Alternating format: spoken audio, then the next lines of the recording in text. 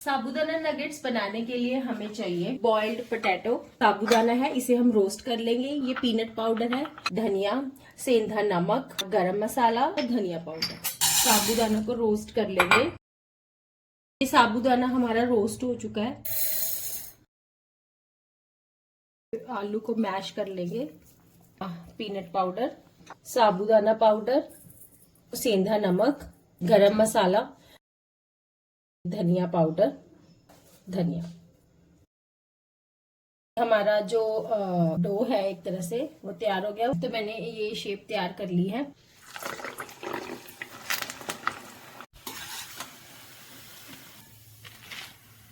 Worth की एक चटनी बना लेते हैं। पुदीना, धनिया, 3 से 4 हरी मिर्ची यहाँ पे मैंने काट ली थी, अदरक, जीरा पाउडर चला लेते हैं, चम्मच,